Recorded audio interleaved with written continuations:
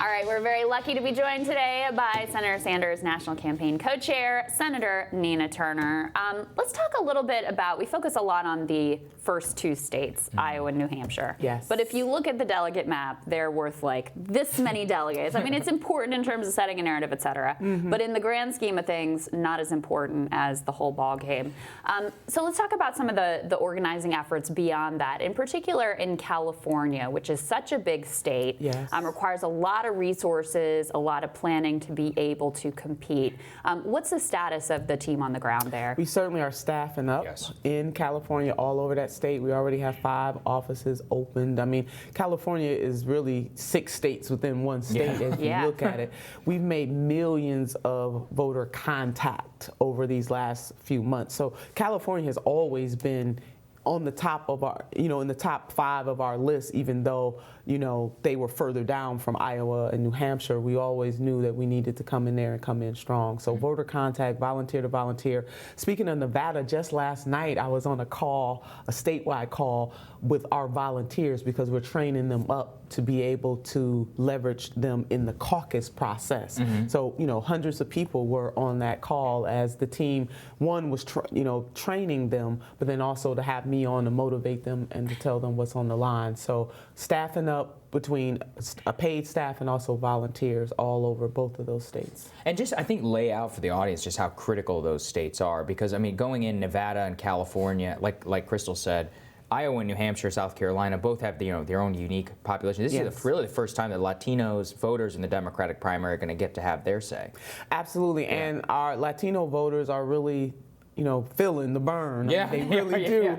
What is it, the highest number of fundraising, I think, that we've seen? Right. I mean, it's really a beautiful thing. So the senator is really connecting with our Latino sisters and brothers all across this country, and Nevada will be able to show that strength. So will California. In 2016, we won 7 of the 15 Super Tuesday states. So we come in building, again, not taking that for granted, but really building on a strong foundation. I do believe that the senator will win both Nevada and California. It's not just my belief. We're putting in the sweat equity to really make that a reality. So one of the things that's always been an obstacle for Senator Sanders is the media coverage. And, we talk about it a lot here. Yes, and I think thank you both for that. Of course. I mean, I see it as part of a much larger pattern, right? Anyone with working class support, multiracial working class support, basically the media doesn't understand it, either ignores it or dismisses it, caricatures it.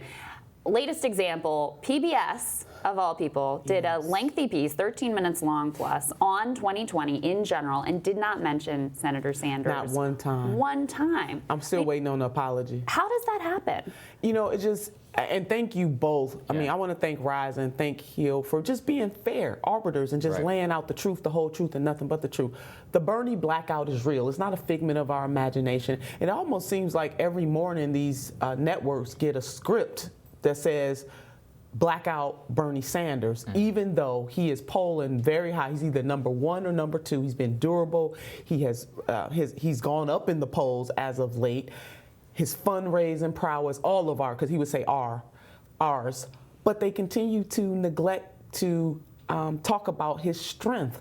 Part of that is this class dynamic. And Crystal, you talk about it all the time, that these networks are wired only to care about the upper middle class and the ultra wealthy, and they leave out the narratives of the working poor in this country. It's caste and it's class. And because the senator is connecting with both of those, see, they can't tell the same lies they told in 2016. So since we can't just make that part up, we'll just not talk about him altogether. It is wrong, and I would say that about any candidate. I don't want to see any candidate blacked out, but it's certainly not a candidate that is polling in the top 1 or 2, and certainly is in the top 3 of the candidates that could get the Democratic nomination. It is wrong, and the system is rigged in that way. And I do see it. I don't think it's a script. I think it's that they're just not wired or programmed to be able to accept this reality, and so they I call it wish casting. They wish cast their reality. I'm not sure if it's like a top-down thing, but I mean, have you seen that in your discussion when you push back against them? What do they say?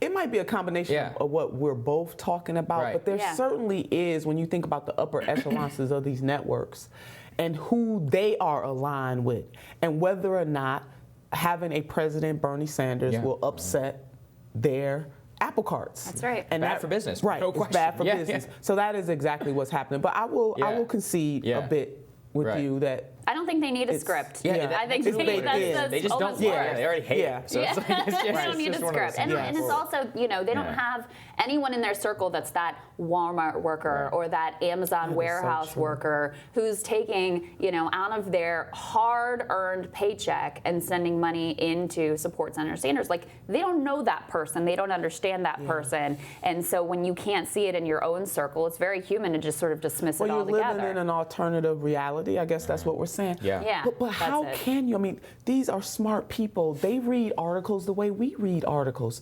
We know that the working poor in this country are suffering. We know that the average worker's salary has not necessarily kept up with inflation. We know that this system is working for the ultra wealthy, not working at all for the poor. We know that over 500,000 people are homeless on the streets every night in this country.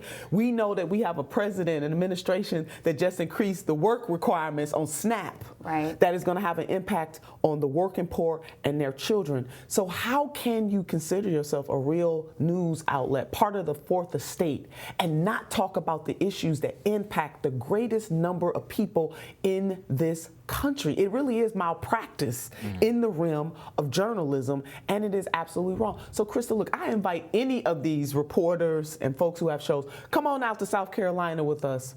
Come travel with us where we go to where the real working class people are in this country, to hear their stories and to feel their pain, both their challenges, but also how they want to see their future. And really, Senator Sanders is just really saying is that the ultra wealthy in this country cannot continue to have it all. The grass tops cannot continue to have it all. That we cannot continue to leave people behind and think that we're going to have a functioning, vibrant democracy. And if the fourth estate is not going to talk about these issues, who else will talk about those issues? Well, the reporters can't join you there because they're all on the Buttigieg bus. Don't get me started. Don't get me started. I want to get you started. I know you want to get me started.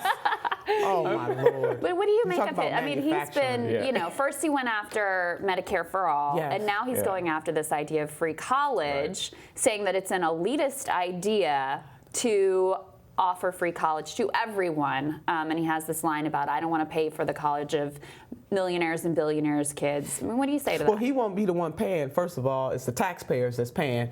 Riddle me this, why politicians always act like taxpayers' dollars is their money.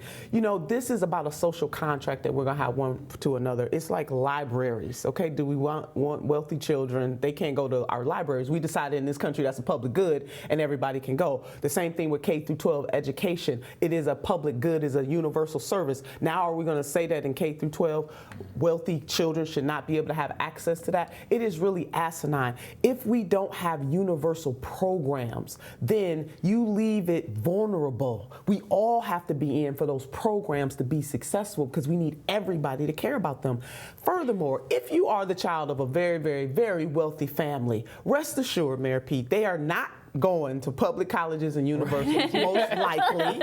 And if they are, they've already paid for them. This really is about pouring into future generations in this country, recognizing the knowledge-based economy that we have, and also recognizing that in order for our country to continue to have a competitive edge, we must lift the people in this nation. Education is part of it. So we need to go from a K through 12 model to a pre-K to 16 model in this country.